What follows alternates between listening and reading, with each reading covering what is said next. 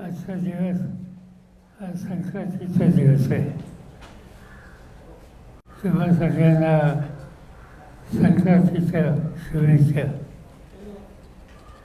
तुमच्या सगळ्यांच्या हातामध्ये लेखणी असते, त्यामुळे गोड बोलायला सांगायची गरज नाही. फक्त तुमची लेखणी आम्हाला लोकांच्या नीट ठेवा एवढंच आजच्या दिवशी सांगायचं. मी आज अतिशय थोड्या सूचनेमध्ये तुम्हा सगळ्यांना निमंत्रित केलं आणि मला असं वाटतं की काही गोष्टी या नदीसमोर आणल्या पाहिजेत. मला या देशाच्या स्वातंत्र्याच्या नंतर काही कर्तृत्ववान व्यक्ती, राज्यकर्ते, प्रशासक यांचं स्मरण झालं. स्वातंत्र्याच्या नंतर एक अत्यंत प्रभावी आणि सवन देशाच्या सगळ्या राज्यांना एकत्रित ठेवण्याच्यासाठी महत्त्वाची कामगिरी ज्यांनी केली ती सरदार पटेल यांचा उल्लेख हा त्यांनी करत होता.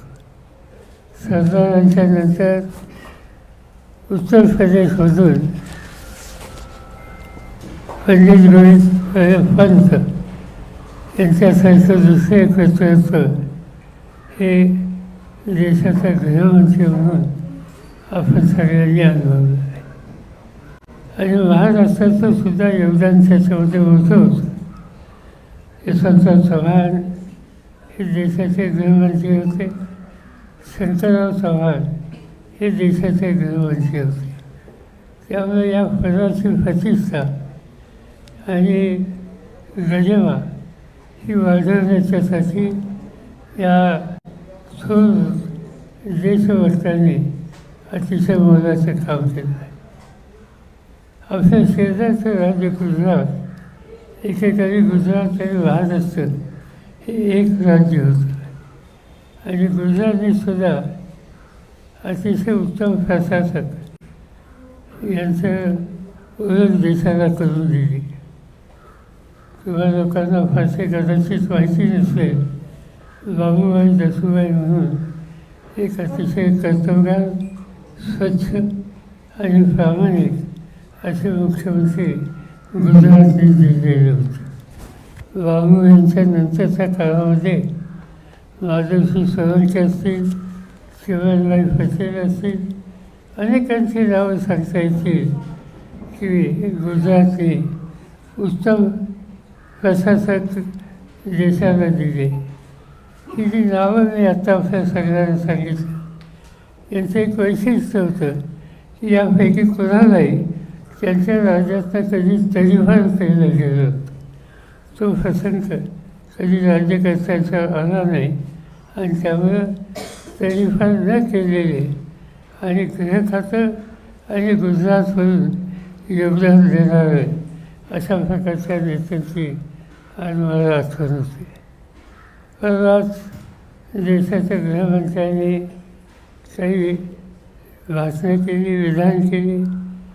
भाषणं करण्याचा त्यांचा अधिकार आहे, पण थोडी बहुत माहिती अधिक घेऊन भाषणं केली तर लोकांच्या मनामध्ये शंकेची स्थिती निर्माण होईल. त्यांनी 1978 सालपासून माझी आठवण त्यांना झाली आणि 1958 सालापासून मी राजकारणात, प्रशासनात काय केलं त्याचा उल्लेख त्यांनी तिथे केला. त्यांना कदाचित माहीत असेल, मला माहिती नाही की 78 साली म्हणजे आज त्याला जवळपास 40 वर्ष होऊन गेली. त्यावेळेला हे नक्की कुठे होते राजकारणाची मला माहिती नाही. पण 1978 साली मी राज्याचा मुख्यमंत्री होतो आणि माझ्या मंत्रिमंडळामध्ये जनसंघाचे नेते उत्तमराव पाटील, दुसरे नेते हर्षू अडवाणी, अकोल्याच्या डॉक्टर प्रमिलाताई चौफे, असे अनेक कर्तृत्वान जनसंघाचे लोक माझ्या मंत्रिमंडळामध्ये होते आणि संबंध त्या 1978च्या पूर्ण सरकारचा जर तुम्ही माहिती घेतली किंवा वाचन केलं तर याच्या सगळ्यांनी महाराष्ट्राच्यासाठी एकच येऊन अतिशय चांगल्या प्रकारचं योगदान दिलं आणि म्हणून मी मुख्यमंत्री असेल, उत्तमराव पाटील उपमुख्यमंत्री आणि गृहमंत्री असेल, हर्षवर्धन नगर विकास खात्याचे मंत्री असतील, फडणराव तोफे या आरोग्य खात्याच्या मंत्री असतील, असे अनेक लोक कर्तृत्ववान लोक आणि ज्यांची पार्श्वभूमी जनसंघाची आहे त्या सगळ्यांनी माझ्यासोबत काम केलं आणि त्याच वेळेला संघटनेमध्ये आणखी 2 लोकांचे मला आठवण होते की त्यांनी संघटनेमध्ये राहून आमच्या सगळ्या कामामध्ये सहकार्य केलं. त्याच्यामध्ये वसंतराव भागवत आणि प्रमोद महाजन यांचा उल्लेख हा कथाक्षणी त्या ठिकाणी करावा आणि त्यामुळं ही सगळी नेतृत्वाची फळी ही भाजपनं 1978च्या नंतरच्या काळामध्ये दिली गेली. नंतरच्या काळामध्ये देशामध्ये पक्ष वेगवेगळे सत्तेत होते पण विविध राजकीय पक्षांच्या नेत्यांच्यामध्ये सुसंवाद होता आणि त्याची उदाहरणं सांगायची झाली तर अटल बिहारी वाजपेयी काय किंवा त्यावेळेचे गृहमंत्री हे अडवाणी सर यांची नावं घ्यायला लागतात. आज अटलजी किंवा हे कर्तृत्ववान लोक होते आणि पक्षीय अतिरेकी भूमिका घेऊन त्यांनी कधी समाजकारण किंवा राजकारण केलं नाही. आणि त्याचे एकच उदाहरण सांगायचं झालं तर भूलचा भूकंप झाला आणि देशाच्या मुख्यमंत्र्यांची बैठक प्रधानमंत्र्यांनी बोलवली आणि त्या बैठकीमध्ये एक प्रश्न उपस्थित केला गेला की ही संकटं येतात, भूकंप होतात, अतिवृष्टीने महापुराने नुकसान होतं आहे, याची एक नीती देशात ठरवली पाहिजे. आणि त्याच्यामुळे अटल बिहारींनी देशाचं डिझास्टर प्लॅनिंग हे करण्याच्या संबंधीचं काम शरद पवारांच्या सोपावर कारण कोयन्याचा मुंबईच्या व्यवस्था पुनर्वसनाचा असं काही अनुभव त्यांच्या पद्धतीचं आहे. ही मतं त्या ठिकाणी अटलजींनी मांडली आणि शेवटी मी विरोधी पक्षात असताना मंत्र्याचा दर्जा देऊन ते काम माझ्याकडे सुपूर्द केलं.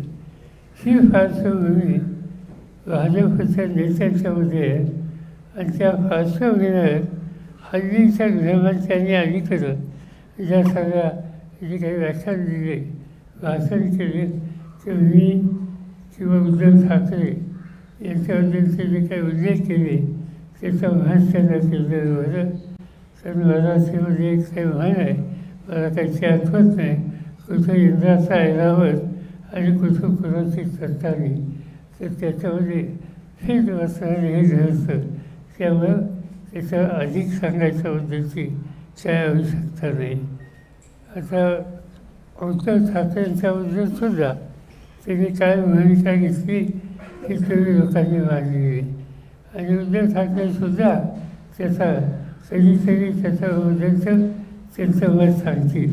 पण मला हे माहिती आहे की हे गृहस्थ ज्यावेळेला गुजरातमध्ये राहू शकत नव्हते आणि त्यांना मुंबईमध्ये आश्रय देण्यात आला होता त्यावेळेला बाळासाहेबांच्या घरी जाऊन या संदर्भात सहकार्य करावं अशा प्रकारची विनंती ही त्यांनी केली होती.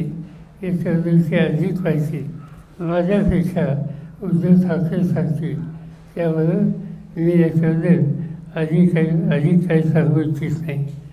पण दुर्दैवानं एकंदर पातळी घसरली किती ही सांगायला मला वाटतं ही पुढील सुधारणा आहेत आणि त्यामुळं अशा व्यक्तीने जी काही विधानं केली त्यांची नोंद त्यांच्या पक्षातसुद्धा किती घेतील याचं मी भाषेने केलेलं.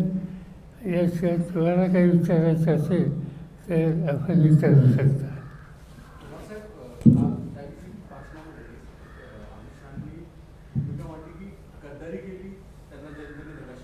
तेच 1978चा उल्लेख त्यांनी दिला ना. बरोबर 78चा उल्लेख केला, पण तुम्ही असं म्हणजे हा उल्लेख तुमच्या विषयी आणि उद्धव ठाकरे यांच्याविषयी होता. मुद्दा असा होता की तुम्ही काही जी कमिटमेंट केली होती ती पाळली नाही किंवा उद्धव ठाकरेंनी सुद्धा 2019ची कमिटमेंट पाळली नाही. आम्ही काही कमिशन त्यांना दिली नव्हती. सगळं सांगायचं होतं ह्या व्यवस्थाची माझी ओळख घेत नव्हती. एकदा काहीतरी मी अहमदाबादला गेलो आणि तिथं नागरी सहकारी बँकेच्या एक बैठक होती. तिथे एका बँकेचं संचालक म्हणून यांची माझी ओळख करून दिली. त्याशिवाय त्यांची माझी ओळखही नव्हती. कुठच्या गोष्टीचं भाष्य त्यांच्यावर करण्याचा प्रसंग कधी आला.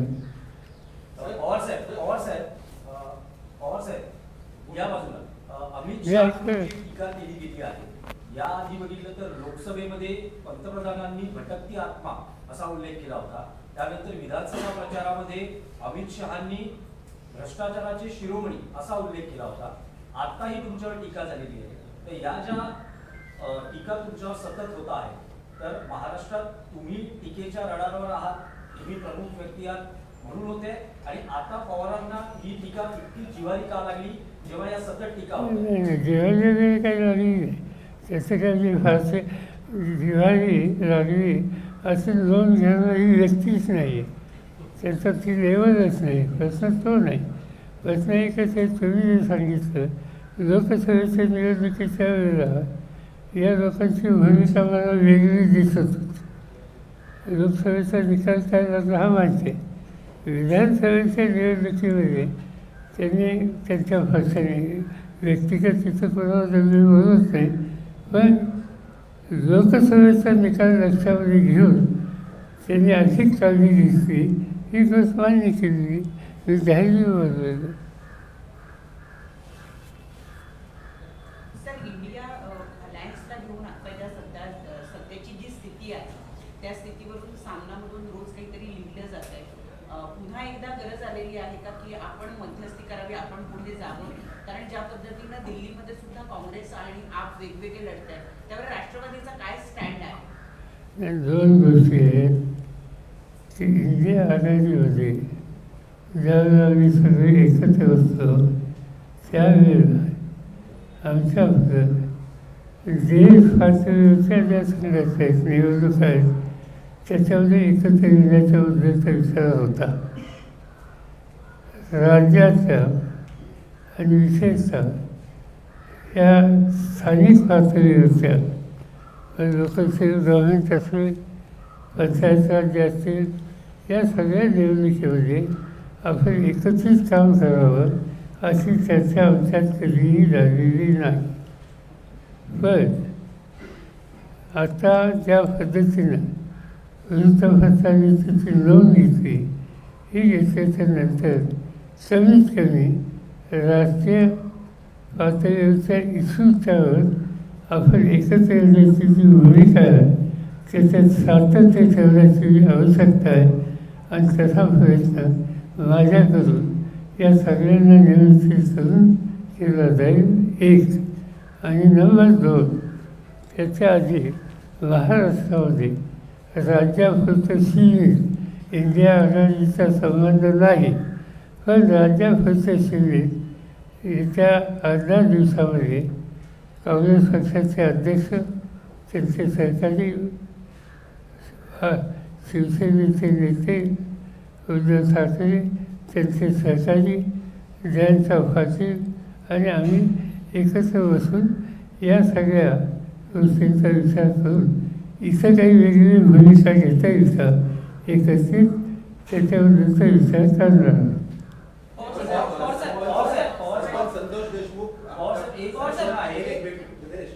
सरपंच संतोष देशमुख हत्या प्रकरणामध्ये राज्यभर गेले महिनाभर आंदोलन सुरू आहे आणि वाल्मिक कराडचा जो आका आहे ते एका मंत्र्याचं नाव याच्यात येत आहे. तुम्ही त्या मंत्र्याचं नाव बघायचे घेऊ इच्छित नसाल, पण त्या मंत्र्याचा राजीनामा घ्यावा एवढा दबाव सरकारवर असूनही सरकार त्यांना पाठीशी घातलं. त्यांचे नेते जे आहेत अजित पवार ते त्यांना पाठीशी घालतात असं वाटतं का? असं आहे की ते सवन स्वतःलाच थोडंसं चिंताजनक आहे. ज्या पद्धतीनं या तरुणाची हत्या केली गेली त्याच्यावर कोण लोक याबद्दलची जी चर्चा आहे आणि त्याची प्रचंड प्रतिक्रिया विशेषतः मराठवाड्याच्या काही जिल्ह्यात आहे. पहिल्यांदा त्या कुटुंबियांना वेतनाला वीज दिलं होतं, त्यांनाही वेतनाला वीज दिलं होतं, परभणीला वेतनाला वीज दिलं होतं आणि तिथं लोकांच्यात सर्वसामान्य लोकांच्यात जी मी प्रतिक्रिया पाहिली ती अतिशय चिंताजनक आहे. तिथं एक प्रकारचा प्रचंड जीव असा सामाजिक तणाव हा तिथे तयार होईल हे स्वच्छ दिसत होतं आणि त्यावर यातनं काहीतरी मार्ग काढला पाहिजे ही बाब मी राज्याच्या प्रमुखांना मुख्यमंत्र्यांच्या कारणासुद्धा घातली आणि इथं राजकारण न आणता लोकांच्यावरती समाजाच्या सगळ्या घटकांच्यावरती एक वाक्यता आणि विस्तृतता ही कशी करता येईल याचा प्रयत्न करण्याची गरज आहे हे त्यांच्या निर्णय राहिलं. बघूया आता काय होतं. दुर्दैवानं काही ना काहीतरी रोज घडतं आहे पण हे महाराष्ट्राला शोभनाचं नाही आहे. आम्हा लोकांचा दृष्टिकोन सामंजस्य निर्माण करायला प्रयत्नांची पराकाष्ठा करणं इथं राजकारण अजिबात न आणणं ही राहील. एक मिनिट, या संबंधित प्रश्न आहे. सगळे काही जण नेते वेगवेगळ्या पक्षाचे धनंजय मुंडे यांच्या राजीनाम्याची किंवा मंत्रिमंडळातून बाहेर जायची अपेक्षा करत आहेत. तुमचं व्यक्तिगत काय मत आहे? जोपर्यंत अजितदादांचं म्हणणं आहे की एव्हिडन्स सापडत नाही तोपर्यंत त्यांनी मंत्रिमंडळात राहायला काय हरकत नाही अशी भूमिका आहे. तुमची या संदर्भात काय मत आहे? असे माझी भूमिकापेक्षा याचा निकाल राज्याच्या प्रमुखांनी घेतला पाहिजे. सवय महाराष्ट्रात चर्चा काय आहे याची नोंद त्यांनी घेतली पाहिजे. याच्याबद्दल त्यांची जी माहिती जी आहे ती केव्हाही गृह खात्याकडं अधिक असण्याची शक्यता नाकारता येत नाही आणि त्यामुळे वस्तुस्थितीवरून हे वातावरण दुरुस्त करायला राज्यकर्त्यांनी प्रयत्नांची पराकाष्ठा तातडीने केली पाहिजे हाच माझा आग्रह आहे. आपण जर पाहिलं तर सामनात फक्त दिल्लीचं प्रकरण नाही मांडलं तर पुढे असं लिहिलं आहे की इंडिया आघाडीच्या बैठकाच झाल्या नाहीत. आपण जर पाहिलं महाराष्ट्रात वज्रमूठ सुरू केली होती ती काही वादांमुळे बंद केली, त्याच्यानंतरच्या इंडिया आघाडीच्या सभा त्या बंद केल्या. खरंच संवाद संपलाय का हा पहिला प्रश्न? अजिबात नाही, संवाद आहे आणि म्हणूनच मी आत्ताच सांगितलं की शक्य झालं ते येत्या 18 दिवसात ही बैठक आम्ही बोलवत आहोत. मी स्वतः बोलवत आहे. प्रश्न आहे की तुमच्या एनसीपी मध्ये अशा सध्या बातम्या खूप जोरात बाहेर येत आहेत की तुमच्या एनसीपी मध्ये अनेक खासदार असं म्हणत आहेत की आपण भाजप बरोबर जावं. तर असं काही आहे का? तुमचं व्यक्तिगत मत काय आहे की तुम्ही कसं व्यक्तिगत मत काय द्यायचं? एकाही खासदाराचं असं मत नाही. हा दावा विश्वास तुम्ही कुठं लावला हे मला माहिती नाही आणि राज्याच्या पक्षाचा प्रमुख त्याला तुम्ही विचारताय की तुमचा पक्ष सोडून तुम्ही जाणार आहात का आणि त्याच्यावर माझं व्यक्तिगत मत ते विचारतात. काहीतरी तात्पर्य फाळलं पाहिजे.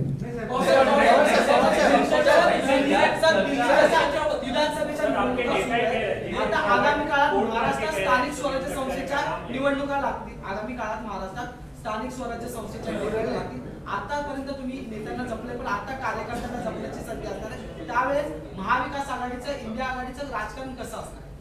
असं आहे की मी माझ्या वाचनात आलं की 4-5 महिन्यात निवडणुका लागायची शक्यता आहे.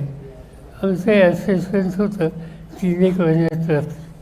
निवडणुका लागतील तर कुठल्याही राजकीय पक्षाला तर आपल्याला तयारी लागावं लागतं आणि ती प्रक्रिया आम्ही सगळ्यांनी सुरू केली. पक्षांतर्गत काही बदल होतील अशा पद्धतीचं वक्तव्य कधीपर्यंत ती मीटिंग होईल आणि कशा पद्धतीचं एक साधारणतः आणखीन 10 दिवसांनी होईल. 10 ते 12.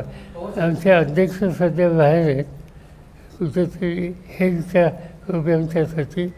ते आले की यासंबंधी प्राधान्य दिलं जाईल. पवार सर सर सर इसका मीटिंग में जाना चाहिए ऐसी खबर है कि सर पवार सर एक मिनट पवार सर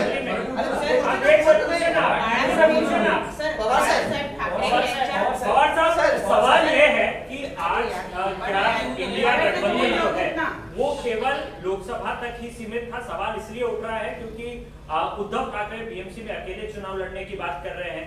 आपके दल के नेता भी जो है वो कहीं ना कहीं इसी प्रकार की तैयारी. कांग्रेस पार्टी भी उद्धव ठाकरे को कोस रही है हार को लेकर के विधानसभा में. तो क्या इंडिया गठबंधन में डिस्कंटेंट शुरू हो चुका है? बात ऐसे है कि इंडिया गठबंधन में लोकल से governance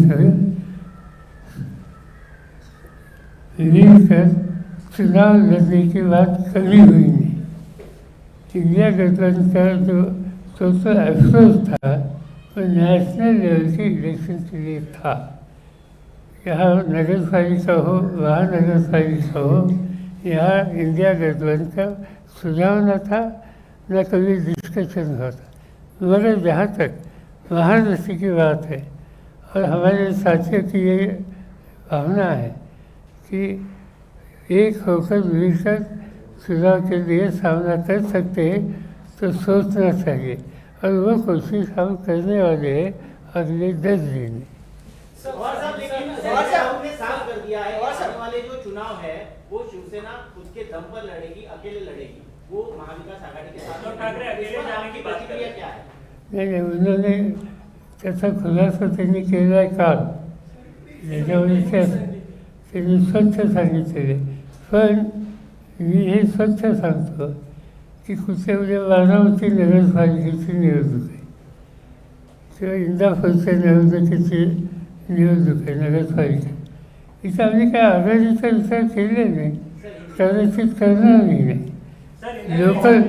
local municipal election, local self government, यहाँ इंडिया आघाड़ी की चुनाव लड़ने की नीति कभी हुई नहीं. आज तक हमारी बात हुई नहीं और इस पर बात करने की आवश्यकता है. ऐसा सुझाव कुछ साथियों ने दिया और इसीलिए आगे 8-10 दिन में मैं खुद इनकी मीटिंग बुला रहा हूँ और वहाँ ये इसका हम डिस्कस करेंगे. मगर इसका मीनिंग ये नहीं कि लोकल सेल्फ गवर्नमेंट हम मिलकर ही लड़ेंगे और लोकल सेल्फ इलेक्शन के लिए दूसरी नीति हो नहीं सकती. ये भी बात नहीं है. इंडिया अलायंस को लेकर सवाल ये है कि दिल्ली चुनाव में हम देख रहे हैं कि इंडिया अलायंस बिखरा हुआ नजर आता है. अभी भी केजरीवाल का कुछ दिनों पहले बयान आया है कि वो देश बचाने की कोशिश कर रहे हैं और राहुल गांधी अपनी पार्टी बचाने की कोशिश कर रहे हैं. क्या इंडिया अलायंस पूरी तरह से बिखर चुका है? नहीं, मालूम है मुझे, जितने मैंने ये जो दिल्ली का इलेक्शन में मैंने ध्यान नहीं दिया. मगर मुझे मेरा व्यक्तिगत राय ये थी कि दिल्ली केजरीवाल का भेष है. इनके हाथ में 2 बार दिल्ली की जनता ने हुकूमत दी थी और इसीलिए उनको कॉन्फिडेंस में लेकर हम लेकर कुछ कर सकते थे तो अच्छा होता था. हुआ नहीं, छोड़ दी. उन्होंने कहा है कि जब आप कृषि मंत्री थे देश के तब से फार्मर सुसाइड जो है वो आप रोक नहीं पाए. दूसरी बात उन्होंने कही कि गद्दारी की शुरुआत महाराष्ट्र में आपसे हुई. उनको मालूम नहीं इस देश में प्रोडक्शन के रिकॉर्ड मेरे समय में है. इंडिया जब मैंने जिम्मेदारी ली थी one of the country which are defending on import और जिस दिन मैंने एग्रीकल्चर मिनिस्ट्री छोड़ी, India has become largest exporter of wheat in the world.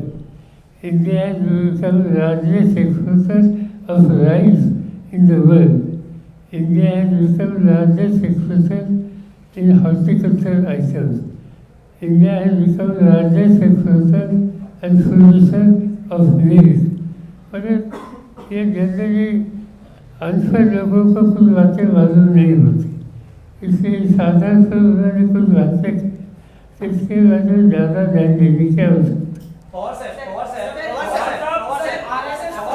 आपण ज्या बाळासाहेब ठाकरे राष्ट्रीय स्मारक समितीचे अध्यक्ष राहिला होता, काल शिवसेना एकनाथ शिंदे यांच्या शिवसेनेने ठराव केलेला आहे की उद्धव ठाकरे त्याचं मी कशाला उत्तर देईन? मी कशाला उत्तर बसू? असं आहे की याचं मी उत्तर कशाला देत बसू? कोणी काय म्हणलं, कोण कदम काय म्हणले ते त्यांनी विचारलं त्यांना.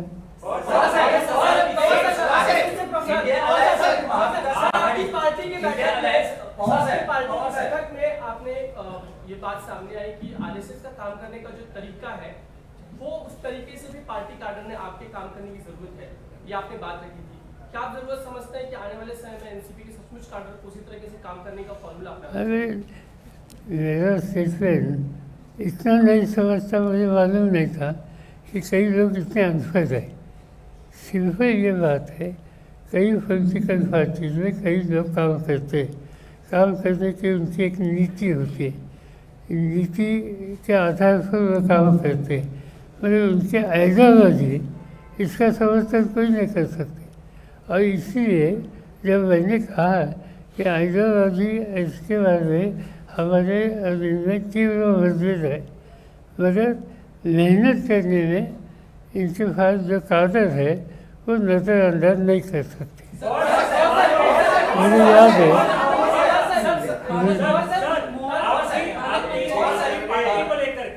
इंडिया अलायन्स आणि महाविकास आघाडीतली काही विधान अलीकडच्या काळात मी बघितली. सर साहेब, दोन मुद्दे आहेत. काल ज्यावेळेस अमित शहा बोलत होते त्यावेळेस त्यांनी सांगितले की इंडिया अलायन्सच राहणार नाही आहे 2025 मध्ये. सगळे 2024 निकाल आणि दुसरं की खरी राष्ट्रवादी ही अजित पवारांचीच आहे आणि खरी शिवसेना ही एकनाथ शिंदेचीच आहे ही जनतेने सिद्ध केली. ठीक आहे, त्यांचं म्हणणं आहे. ते प्रश्न असा आहे की जे आधी सांगितलं की 2025च्या नंतर काय म्हणजे इंडिया अलायन्स राहणार नाही. हा, कारण त्यांनी हेही सांगितलं की 29ला काय होणार आहे. 2029ला त्यांनी आम्ही स्वतंत्र लढणार आहोत हे जाहीर केलं. आज त्यांच्या सवयी जे आहेत, त्यांचे जे सहकारी आहेत, त्यांना त्यांनी एक प्रकारची सूचना दिली. त्यांनी त्यांचं धोरण सांगितलं, तो त्यांचा अधिकार आहे. बाकीच्या पक्षांनी किंवा तथाकथित त्यांचे मित्र पक्ष आहेत, त्यांनी त्याची नोंद घेतली पाहिजे. पण त्याचं मी भाष्य करायचं कारण नाही, त्या पक्षाचं नेतृत्व त्याचा विचार करेल.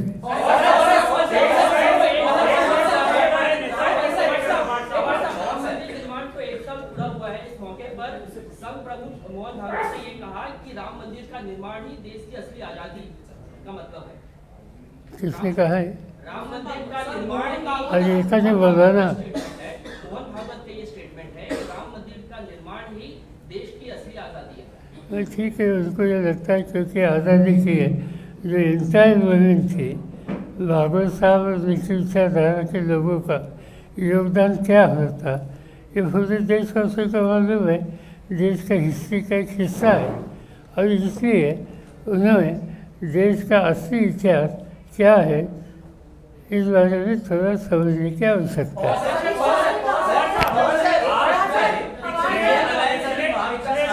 सालों में काफी कुछ बदल गया है. आपकी पार्टी टूटी, उद्धव जी की भी पार्टी टूटी, लेकिन इन सबके बीच अब ये बातें सामने आ रही है कि संभावित है कि शरद पवार साहब जो है वो एनडीए ज्वाइन कर सकते हैं. इन बातों में कितनी सच्चाई है और क्या कोई गलत खबरें फैला रहा है? आप ही कर रहे हैं, क्योंकि ये सब जगह आपने किया. आज के मीटिंग में मैंने शुरू में कहा था ये बात सच नहीं है.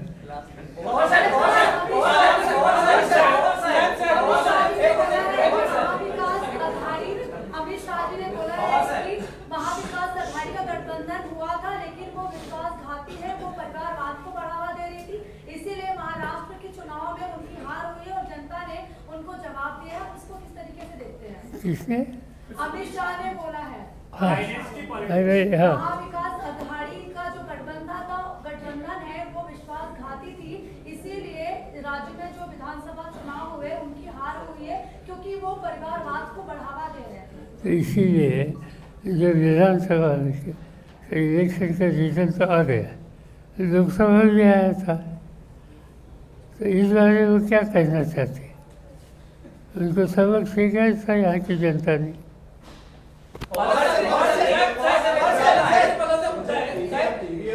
विरोधात एक लढा उभा करण्याचा निर्धार महाविकास आघाडीने केला होता.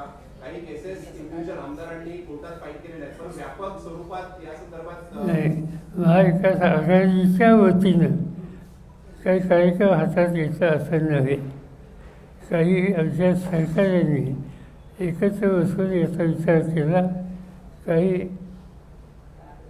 म्हणजे लिगल सेक्टरमधल्या जाणकारांचा सल्ला घेतला आणि जिथं जायची आवश्यकता आहे त्या न्यायालयात जाण्याचा निर्णय त्यांनी घेतलेला आहे. व्यतिरिक्त काही लढा उभारणार, कारण काँग्रेसने राहुल गांधींनी घोषणा केली होती की देशव्यापी ते एक आंदोलन करणार आहे. मला माहिती नाही, पण आमच्यात चर्चा जी झाली होती त्या केसेसच्याबद्दलची झाली होती. त्याचा शेवटची तारीख 6 होती. 6 तारखेच्या पूर्वी आमच्या काही सहकाऱ्यांनी जिथे जायला हवे त्या कोर्टात ते गेले. दो सवाल हिंदी पूछना चाहूंगा। दिल्ली में विधानसभा चुनाव होने वाले हैं, आपका समर्थन कांग्रेस को रहेगा या आम आदमी पार्टी को रहेगा? हमारी भावना है कि इसमें केजरीवाल जी को मदद कर सकते हैं तो करने के लिए कोशिश करेंगे, मगर इसलिए हम कांग्रेस को कॉन्फ्रेंस से लेकर इनसे बात करेंगे. काँग्रेसकडून अलीकडे एक विधान आलं की महाविकास आघाडीच्या जागा वाटपात वेळ काढला गेला आणि त्याचा फटका हा एकूण निकालांमध्ये बसला आणि वेळ काढणं हा काही षडयंत्राचा भाग होता असाही एक आरोप केला गेलाय काँग्रेस. मला माहीत नाही, आमच्यावर अशी काही चर्चा झाली. आणि खरं सांगायचं म्हणजे या गोष्टीचा प्रश्न मला तुम्ही विचारताय ते योग्य नाही. पालक मंत्र्याचा मला कधीच नाही विशेष नाही. असं की ते सगळं मुख्यमंत्री बघतील.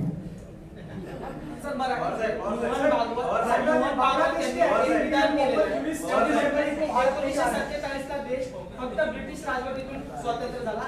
संविधान निर्मिती वेळी स्वातंत्र्य मिळालं नाही, पण जेव्हा राम मंदिराची प्राणप्रतिष्ठा झाली तेव्हाच या देशाला स्वातंत्र्य मिळालं. आज त्याचं उत्तर मी दिलं आहे. सर मराठी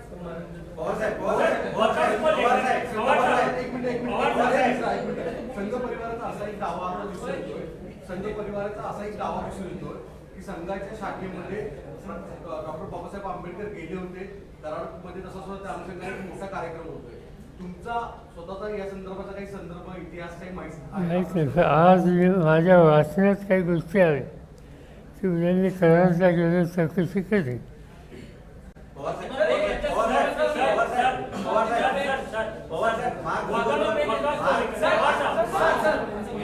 मेटाचे संस्थापक अध्यक्ष मार्क जुगरबर्ग विधान केलंय.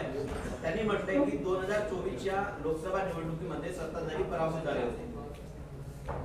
मार्क जुगरबर्ग यांनी एक दावा केलाय. मार्क जुगरबर्ग फेसबुकचे संस्थापक मार्क जुकरबर्ग त्यांचा दावा.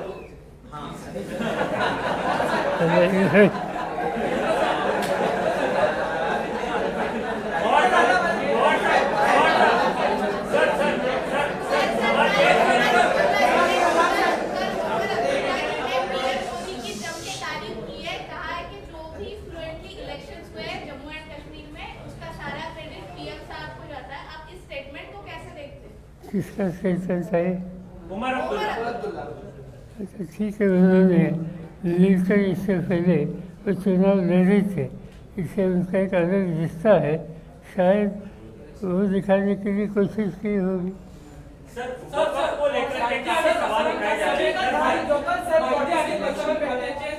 माहिती आणि प्रसारण खात्याचे सल्लागार दिलीप मंडल यांचं असं म्हणणं आहे की फातिमा शेख नावाचं कॅरेक्टर हे नव्हतं, हे जाणीवपूर्वक कॅरेक्टर घातलं गेलेलं आहे इतिहासामध्ये असा दावा केला.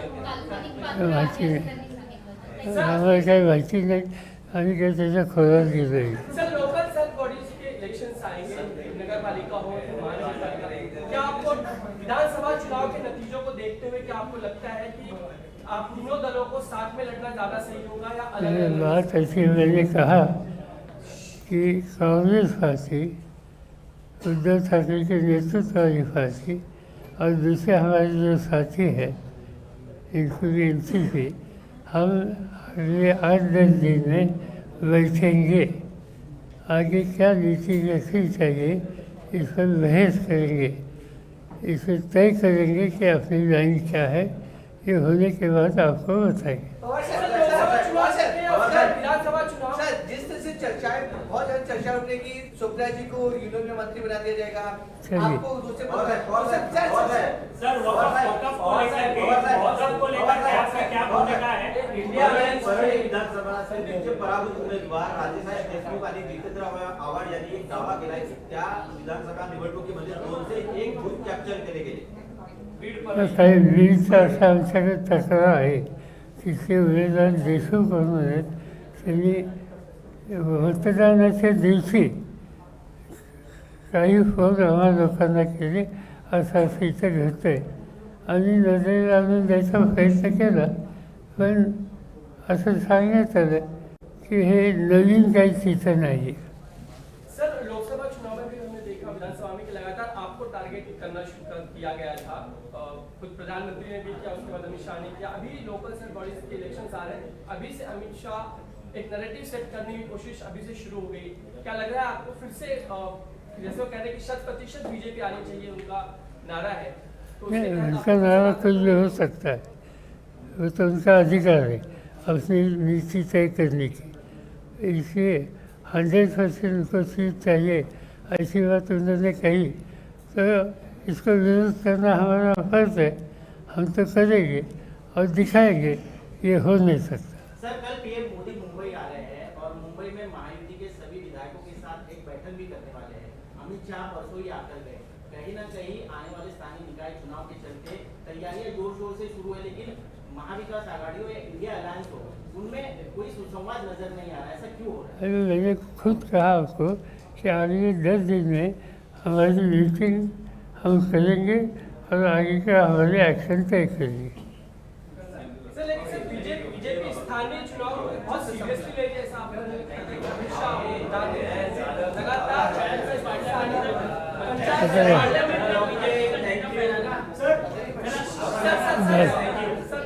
आता सगळे म्हणतात थांबा, सर हिंदी में प्रश्न आप थँक्यू.